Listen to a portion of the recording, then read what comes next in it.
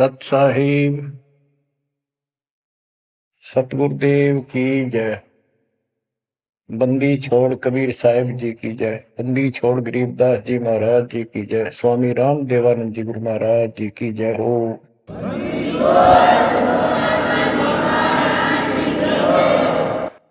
सर्व संतों की जय, सर्व भक्तों की जय, धर्मी पुरुषों की जय। श्री काशी धाम की जय, श्री सुडानी धाम की जय, श्री करोथा धाम की जय, श्री बरवाड़ा धाम की जय। सत साहिब गरीब नमो नमो सत्य पुरुष को, नमस्कार गुरु के नहीं। सुर नर मुनि जन साधु, संतों सरस दीन। सतगुरु साहिब संत सब, दंडवतन प्रणाम। आगे पीछे मत हुए, किनको पूर्व।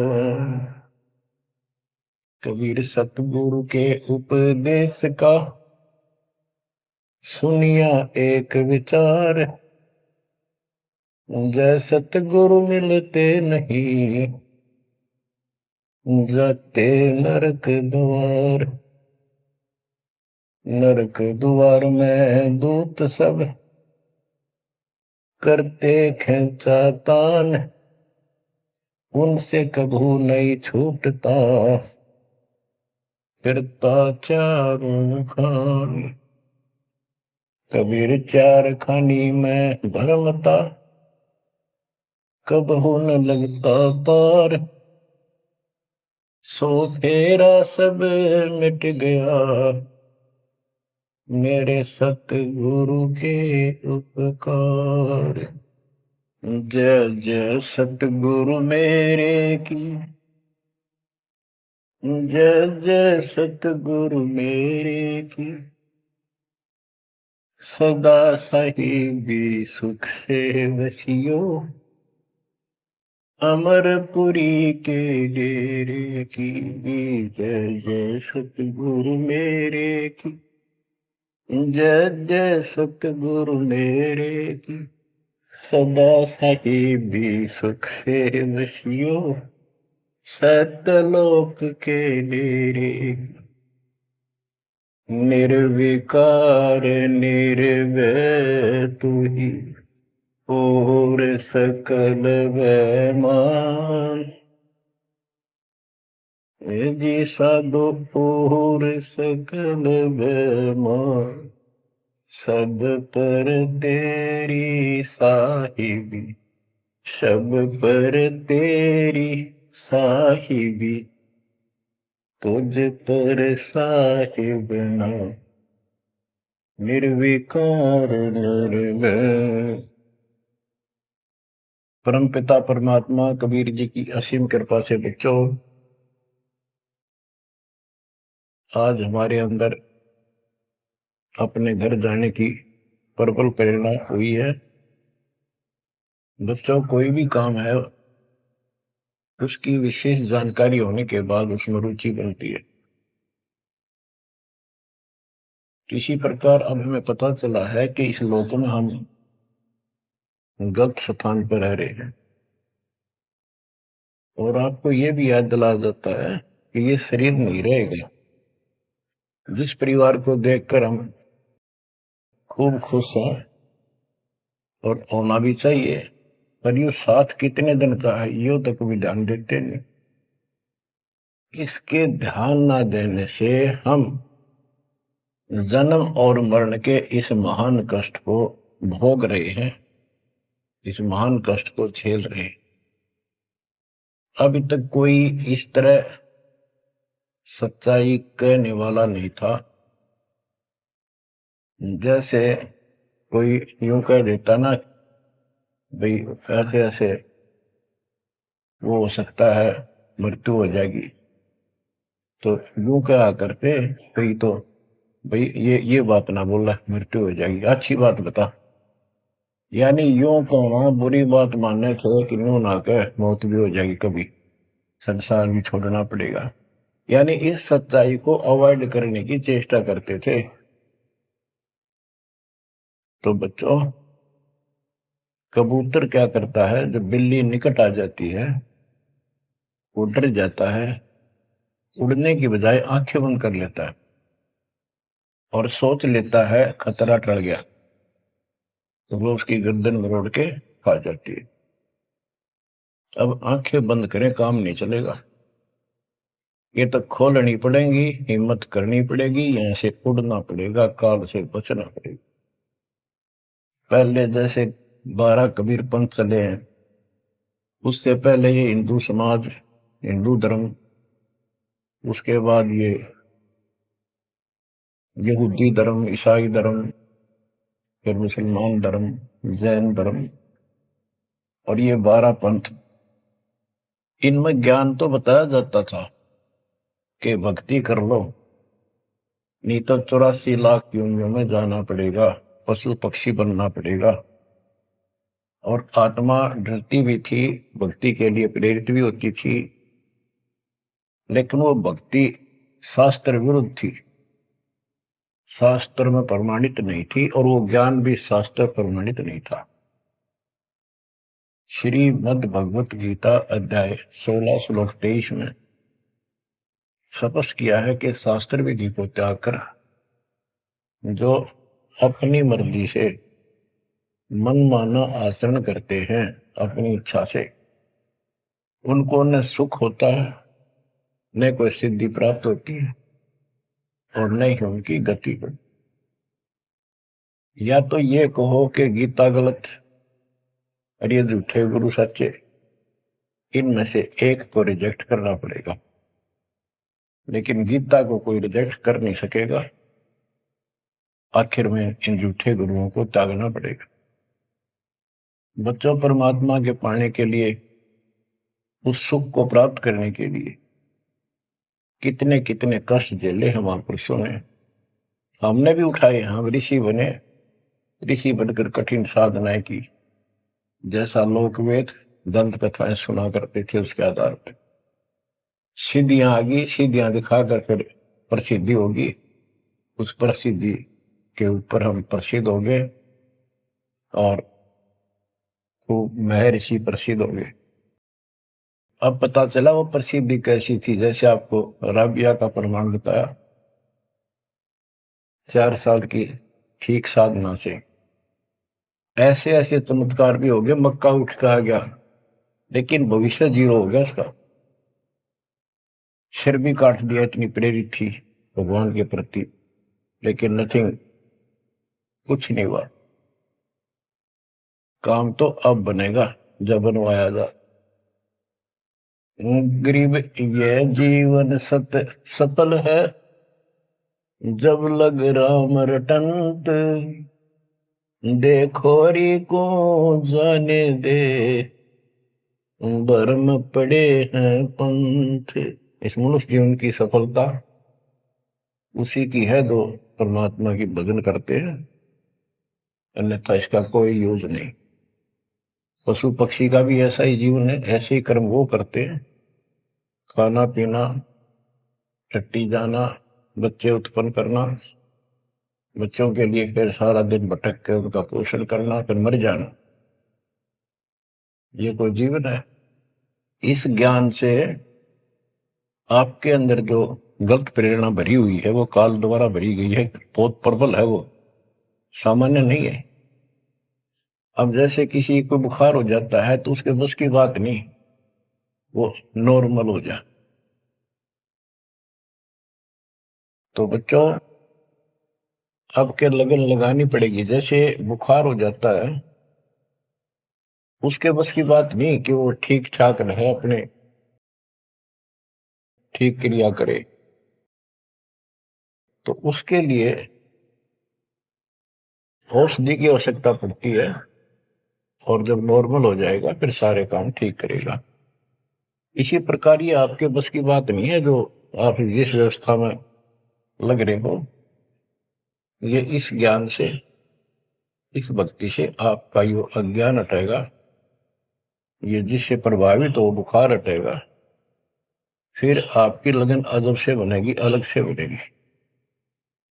अगर ये भाव नहीं बना तो क्या ये जीवन अच्छा है जो आप जी रहे हो?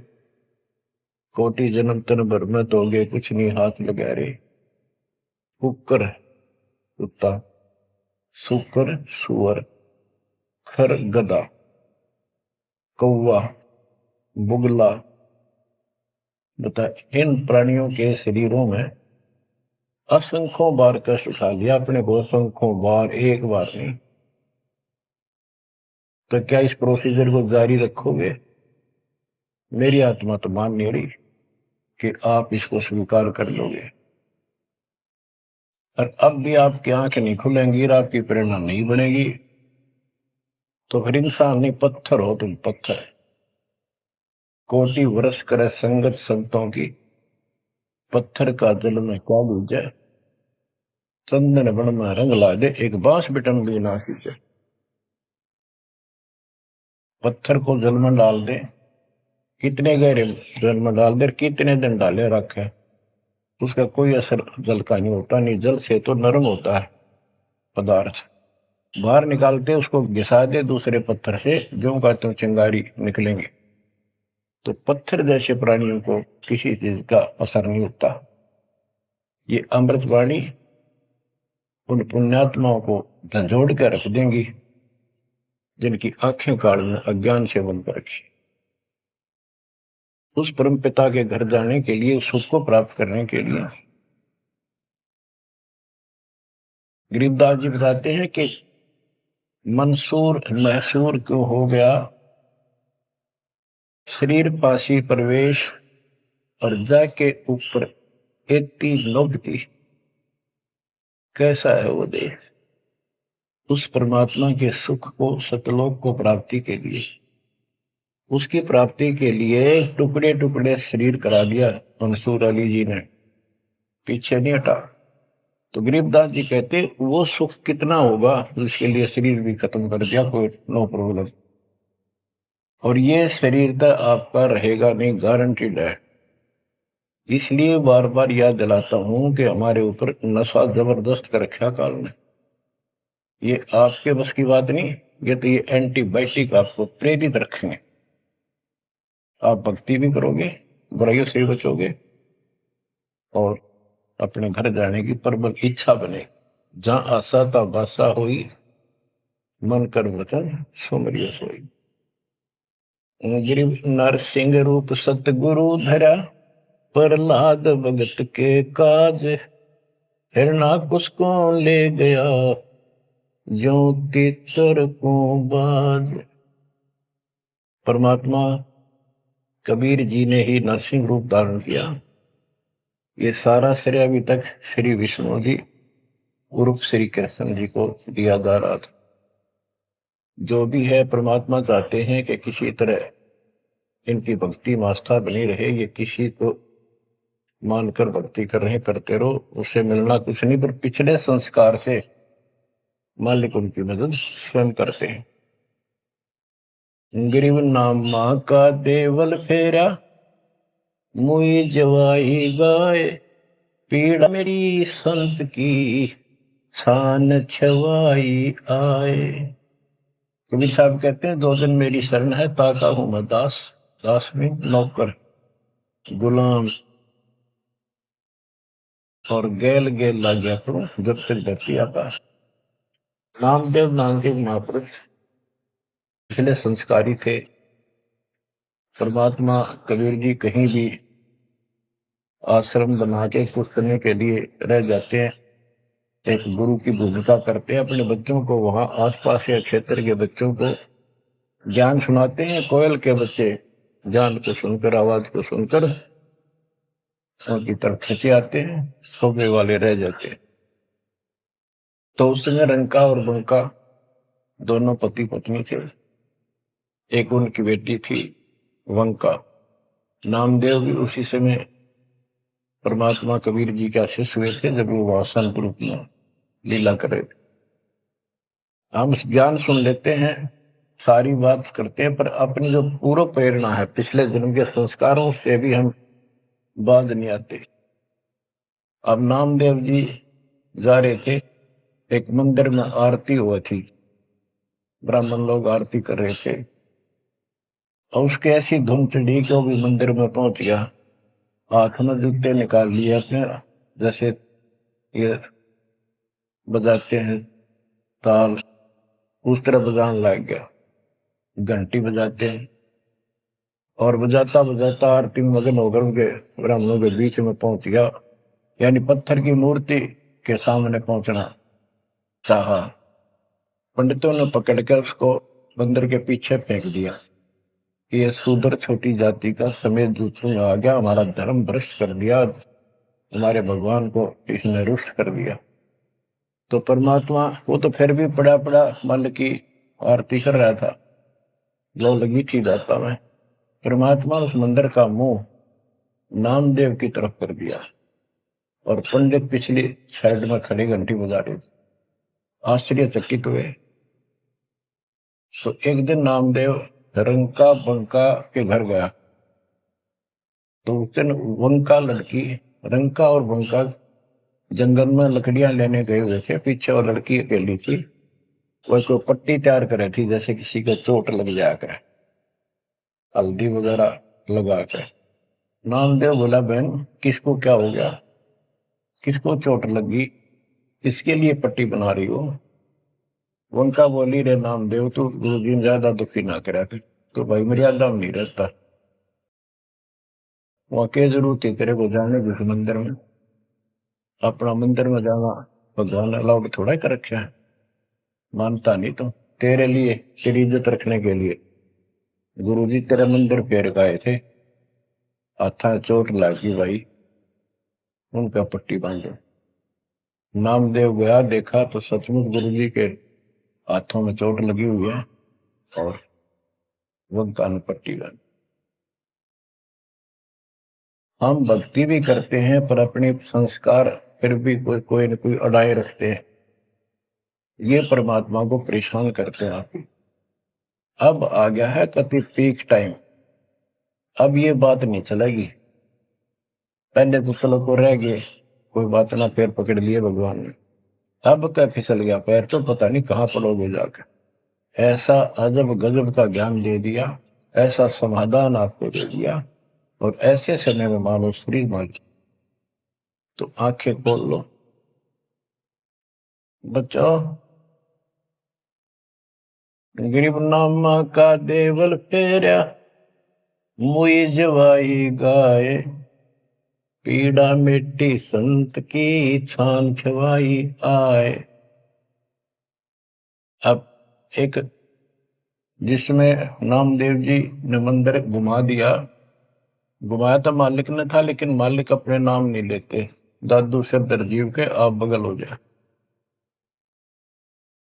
करा करावे साइया मन में लहर उठा, दादू सिर दरजीव के आप बगल हो जाए।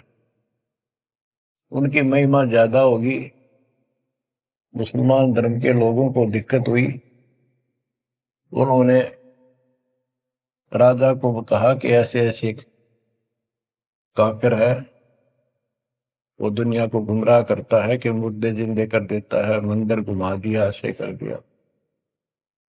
राजा ने पकड़ के बुलाया और कहा, ये गाय काट दी वहां पर, इसको जिंदा कर,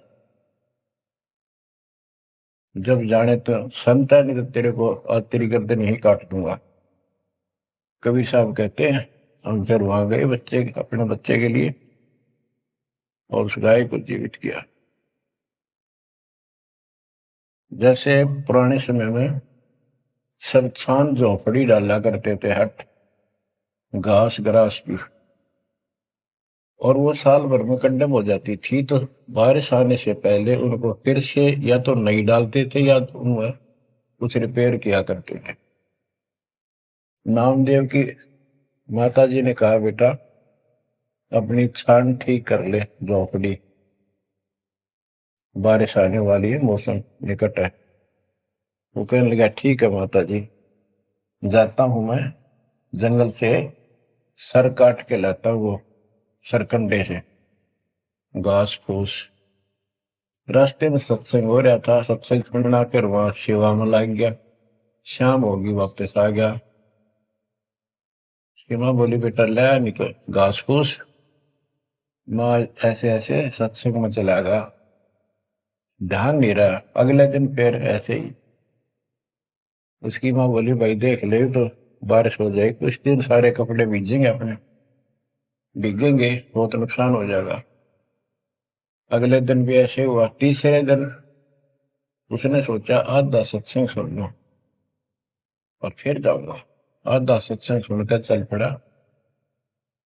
सत्संग तो फिर पूरा ही सुनना पड़ा उसने, फिर सेवा सेवा ना करी, अपना काम के लिए चल पड़ा। जल्दी जल्दी घास फूस काटने लगा, पैर में कुहाड़ी लगी, दांती लगी और ज्यादा चोट लगी।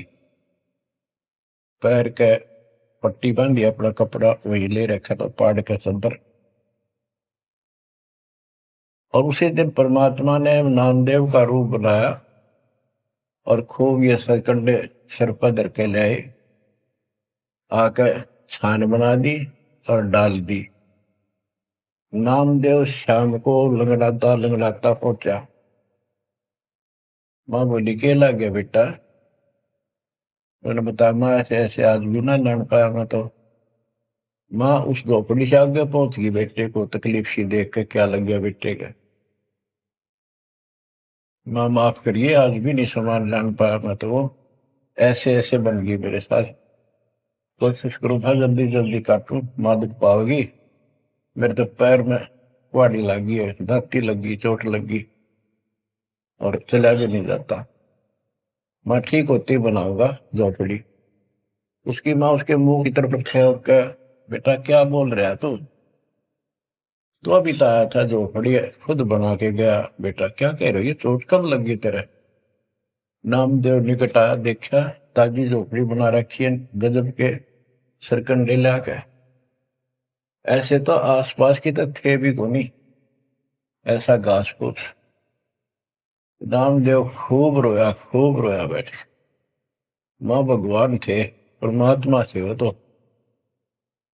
बच्चों दो दिन मेरी शरण है ताका हूं मैं दास, गेल गेल आ गया फिर जब तक धरती आकाश। ये किसी जन्म में भक्ति खूब करी थी जैसे इस युग में, और इस युग के पिछले हुए भक्ति गजब की रहती है, क्योंकि यह साधना शास्त्र में खुला।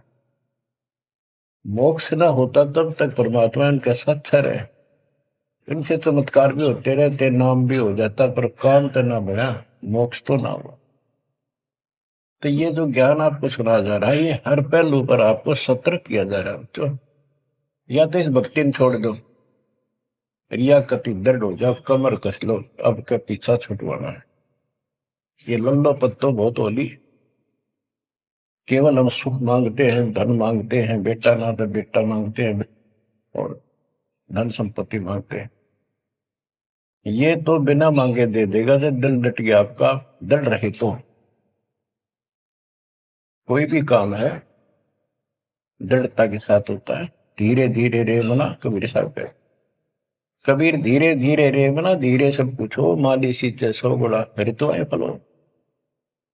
आज पौधा बोया है आम का, अगले दिन नहीं लगेंगे फल उसके, महीने 20 दिन में भी नहीं लगेंगे, वर्षों उसकी सेवा करनी पड़ेगी।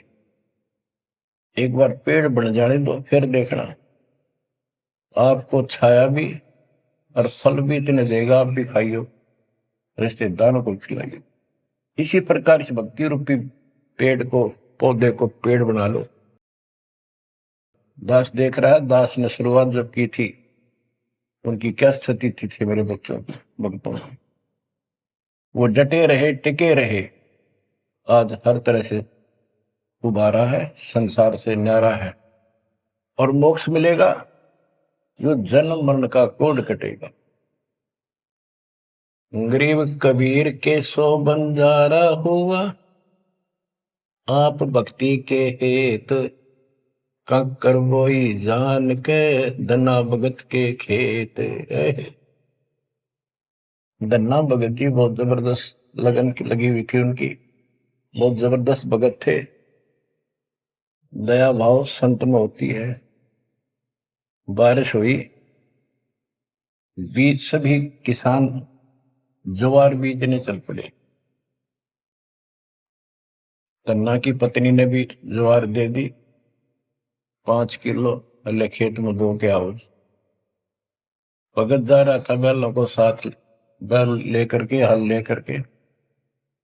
रास्ते में 4-5 भगत भूखे थे, बैठे थे। अब भगत स्वाभाविक साधु संत को देखकर राम राम करी, उसने बैल खड़े कर दिए, बैठ गया 2 मिनट भगवान से। सुबह सुबह पता चला कि उन्होंने 3 दिन से भोजन नहीं खाया था और मरने के कगार पर। कहने लगे भगत हम तो मृत्यु के निकट हैं, कहीं भोजन नहीं मिला। क्योंकि रेगिस्तान राजस्थान या भी पहले सारी स्थिति ऐसी थी नहीं बढ़िया वाली जनता की। बारिश हो गया तो फसल होगी, ना तो भूखे मरा करते। तो भगत जी ने सारे के सारे ज्वार रख दी उसके उनके आगे, बीज वो मरे थे भूखे, सारी खा गई। अब वो चल पड़े। भगत जी ने सोचा ही वे घर वाले लड़ेंगे, पत्नी भी गर्म मिजाज की थी, और इसमें तो भाई कोई भी टोक दे, बीज भी कित खा गया तो कित खो दिया। किसान का तो जीवन होता बीज। लेकिन उसने परिवार न्यौछावर कर दिया। कंकर इकट्ठी की लोगों को दिखाने के लिए, जैसे और बीज बो रहे थे ऐसे कंकर बखेर के हलवा के सामने घर आ गया, खेत में जाकर नहीं देखा। कुछ दिनों के बाद औरों का तो ज्वार गजब की उगरी, और भगत जी के खेत में तुम्बे मतीरों की बेल उगरी बिना गिरती की। मतीरे लग गए मोटे मोटे ये तुम्बे। अब क्या होता है कि भगत जी के खेत में, धन्ना भगत के खेत में बहुत ज्यादा बेल उगी मतीरों की, मतीरे से मोटे मोटे लाग गए, ऊपर नीचे पड़े न भरी दिखे उनका खेत भरा। कुछ दिन के बाद क्या होता है कि बारिश ना होने से उस क्षेत्र में अकाल जैसी स्थिति होगी। वह ज्वार किसी का हुई, किसी की थोड़ी बहुत हुई, बिल्कुल नहीं हुई। तो वो तो बाद की बातें हैं। किसी ने जाके धन्ना भगत की पत्नी को बता दिया कि तुमने ज्वार नहीं बोई। वह बोली बोई, वो कहा हमारा भगत कि ना आपके तो मतीरे उग रहे हैं, ज्वार है ही नहीं। उसका दुख हुआ, ज्वार भी कित खा गया यो। तो वह गई, देखा सचमुच वहां तो मोटे मोटे मतीरे भरे पड़े। एक मतीरा यानी एक तुम्बा लेकर चाल पड़ी। धन्ना भगत को पता था कि बात आज बिगड़ चुकी है। उसके बाहर जाते ही भगत वहां आ जाते थे, उसके रहते नहीं आते थे। वह जल्दी वापस आ गई। धन्ना भगत ने सोचा था शाम तक आओगी, तो भक्तों से कहा तुम जाओ, बात आज गड़बड़ है। सिर पर मतीरा रख रखा। आते उसने मतीरा सिर में मारा धन्ना भगत का।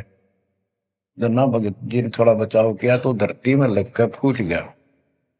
फूटते उसमें ज्वार निकली जैसी बीज की साफ सुथरी भेजी थी।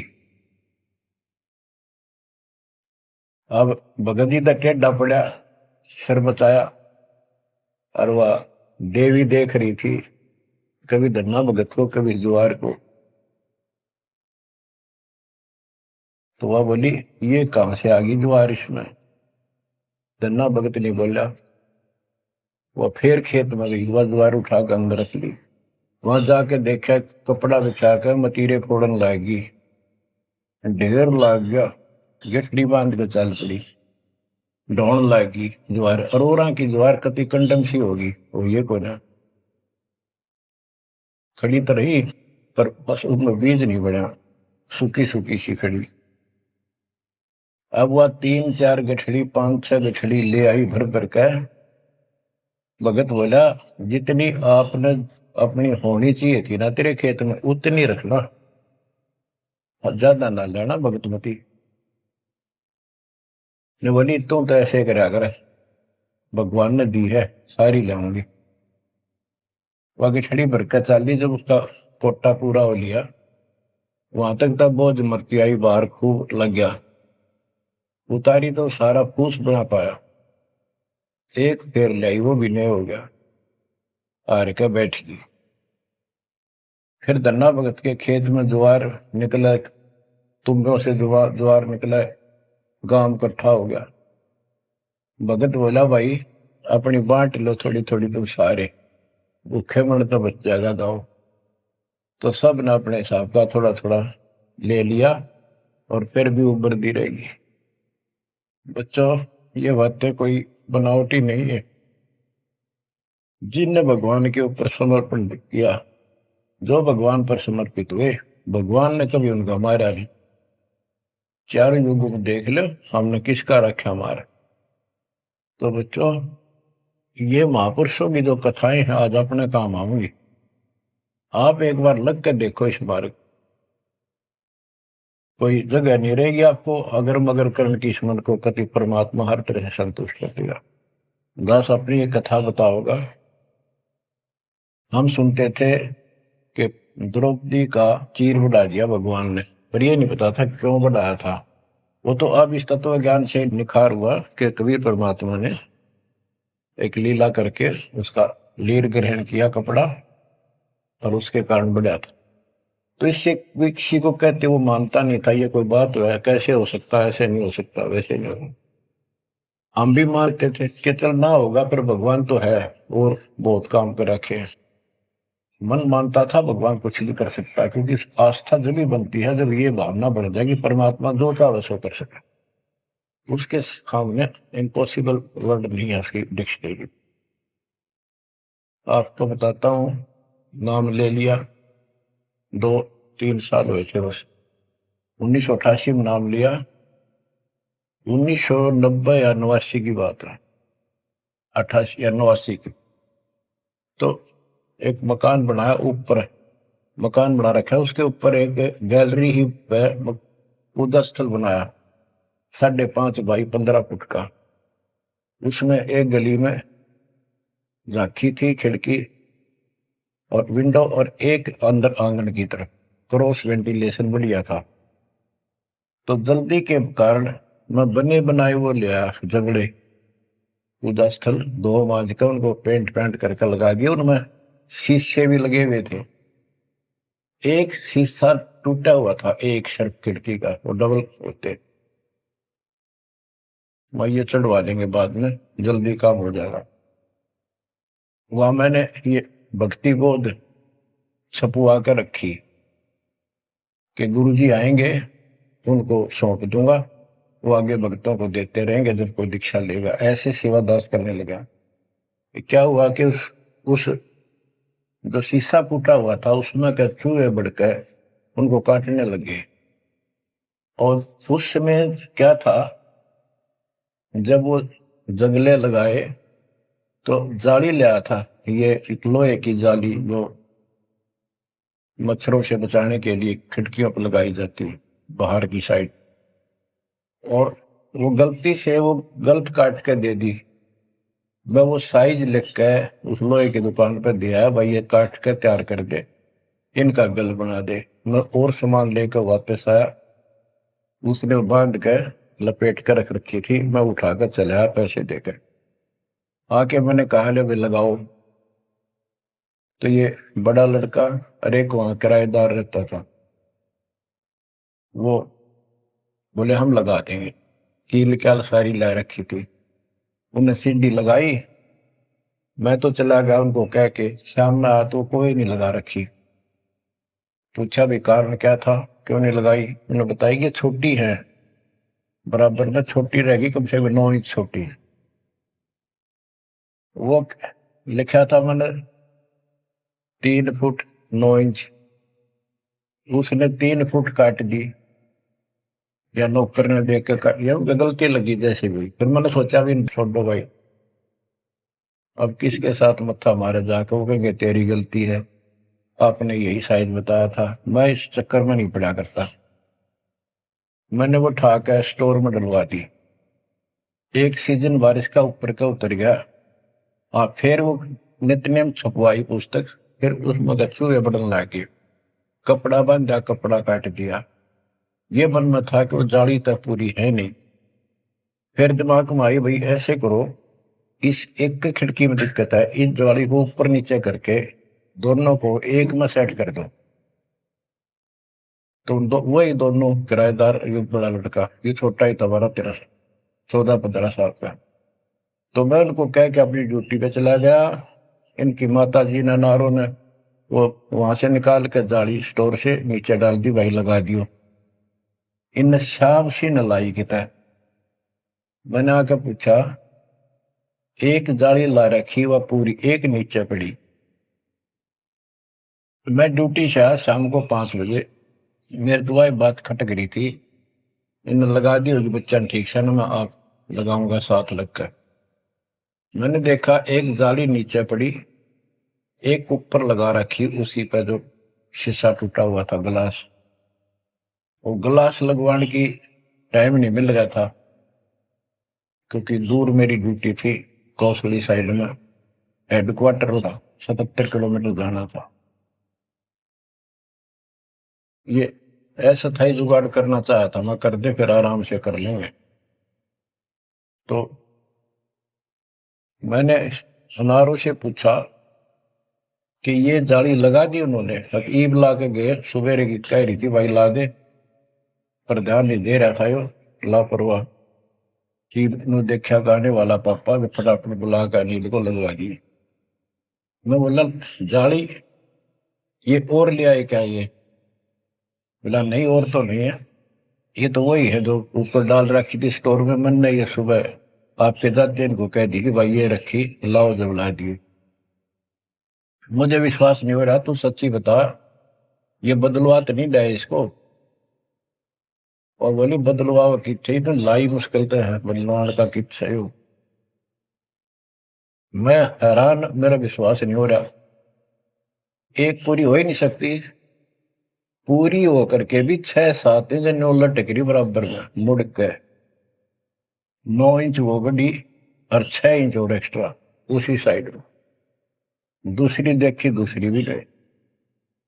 फिर इसने लैब में ढूंढ गए, बड़े लोग खेल खेल रहा था कितना। मैं बोला तू ये बता, ये जाली बदलवा के लाया है कि वही है? वही है, मेरी मां ने उतार के यहाँ डाल रखी थी, हमने ला दी।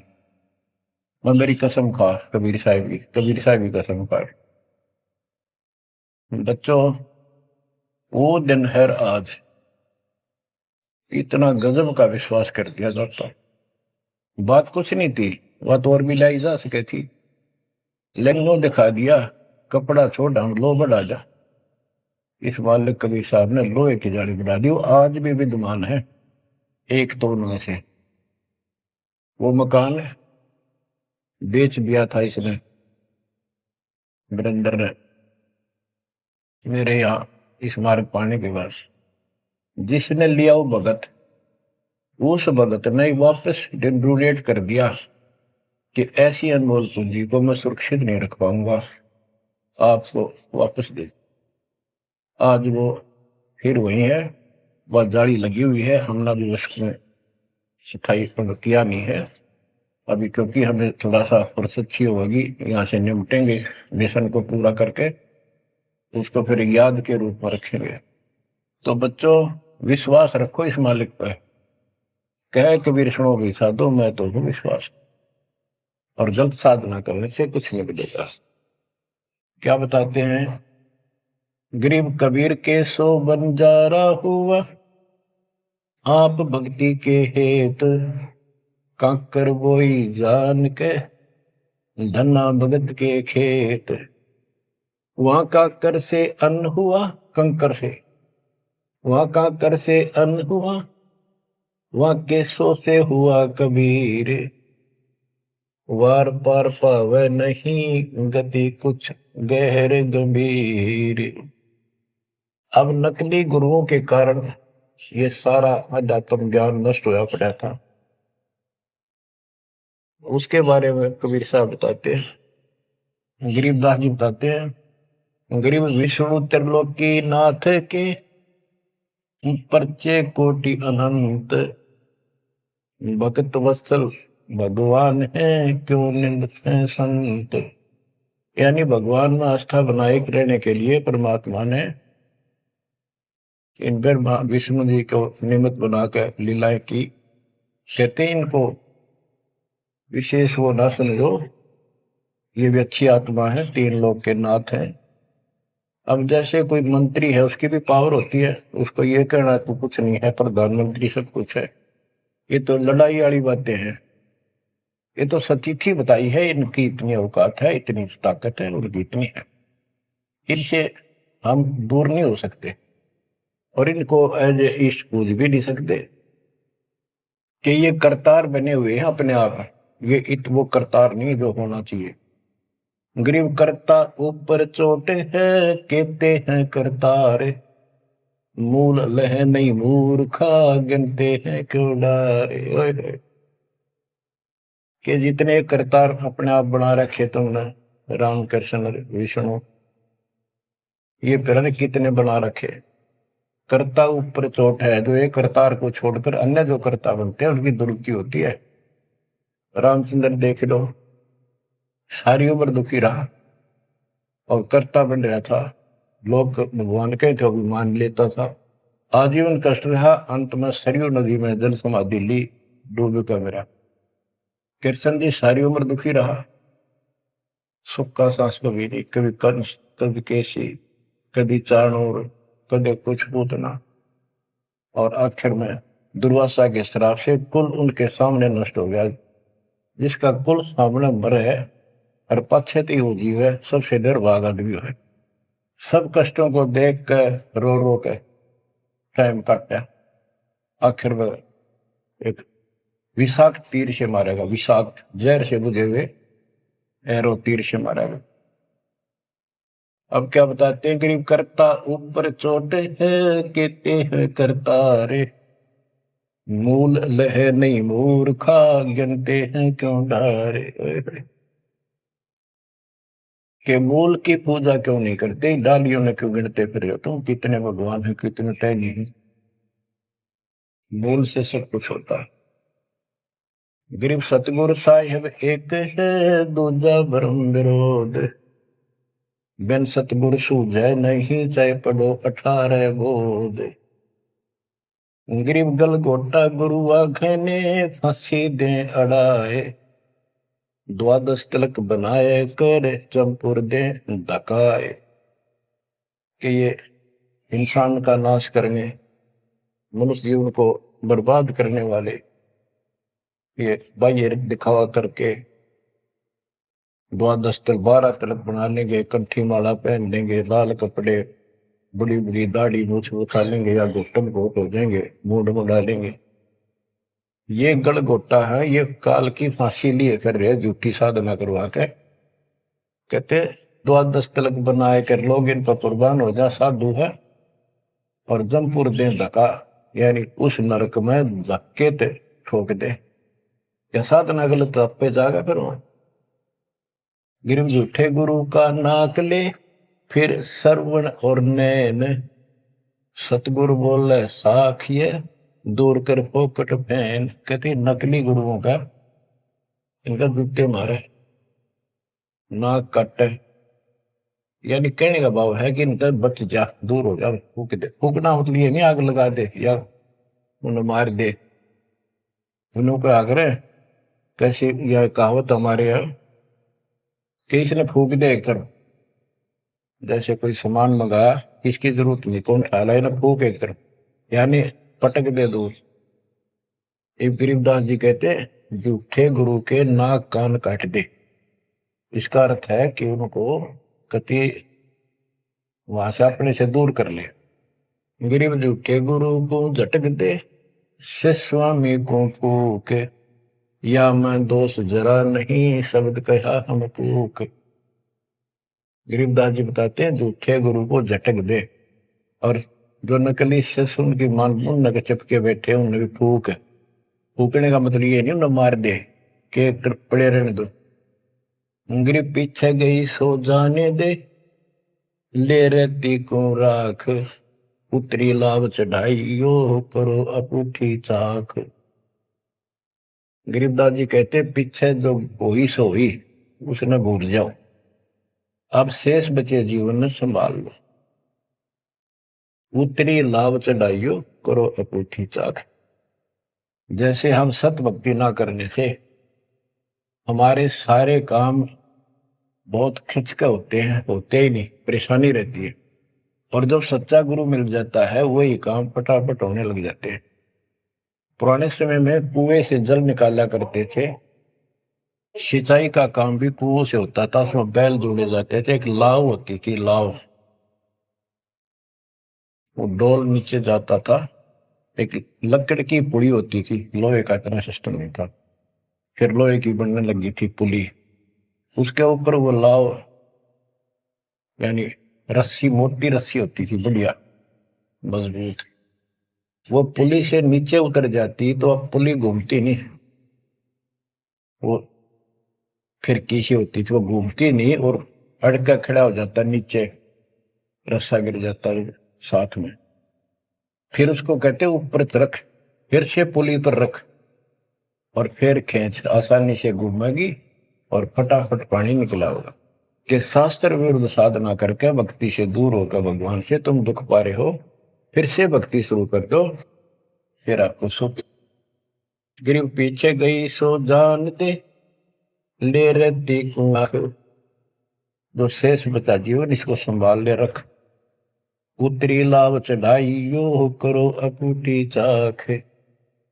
गिरिव बोए बिन पावे नहीं, जीवित कैसा योग, 84 आसन करे मिटे न संसार शोक।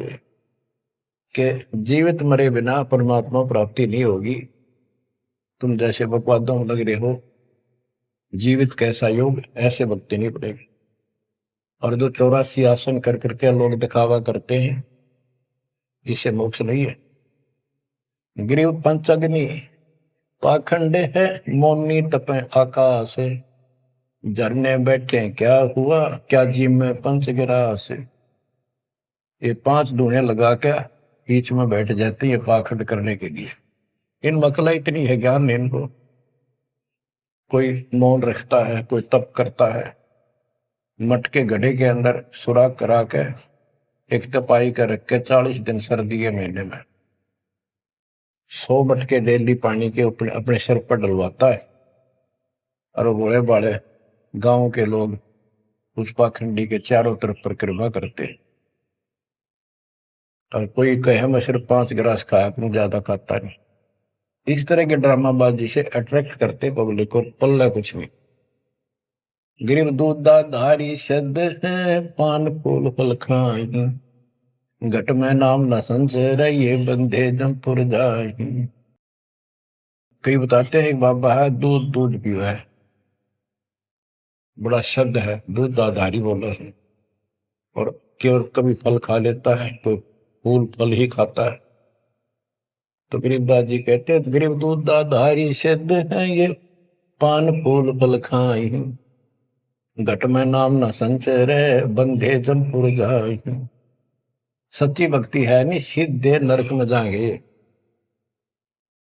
गरीब चुंडित मुंडित भद्रा, मोनी मैल न पावे, धूमर पान ठडेसरी, ये 2 जग धक्के खाओ।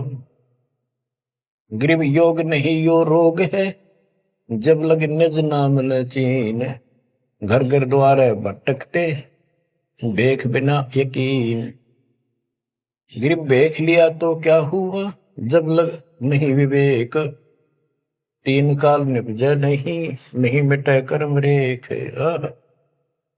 के चुंडित मुंडित, जैसे बड़े बड़े सिर पर जटा रख रखी है, दाढ़ी बंडवारी, माला मूला पहन गए, बाहर भाई ड्रामा फूल कर रखा है, लाल कपड़े पहन रखे, या कति गोट करवा रखा, मुंड मुंडवा रखा, कहते हैं इनसे कुछ नहीं मिलना, कोई मौन रखते हैं। गरीब चुंडित मुंडित भद्रा, मोनी मैल न पावे, धूमर पान ठडे सरी, ये 2 जग धक्के खाओ। ये धूमर पान करें, नशे करें, सुल्पे की मारे चलम भर के ढूंढ उठा दे, ठडे सरी खड़े होकर तप करते, कहते 2 जग में धक्के खाओगे, नरक में जाएंगे। बच्चों, ये मूल ज्ञान है, ये तत्व ज्ञान, और ये जो ज्ञान आपको दिया जा रहा है, आपके लिए वरदान होगा। ये कबीर साहब की गिफ्ट है। इस रजा को संभाल के रखियो, इसको हल्के में ना दियो बच्चों। कुर्बान हो जाओ, ये धंधे करते था सिंह धन हो गए, कितना पुराना पट्टा। इसकी शरण में डट कर सत्संग सुना करो, सेवा करो और दान करो, मर्यादा का निर्वाह करो, भक्ति करो। देखना नारे रंग ला देगा दाता। मालिक आपको मोक्ष दे, सद्बुद्धि दे, आपको याद बनी रहे अपने घर की सत्साई।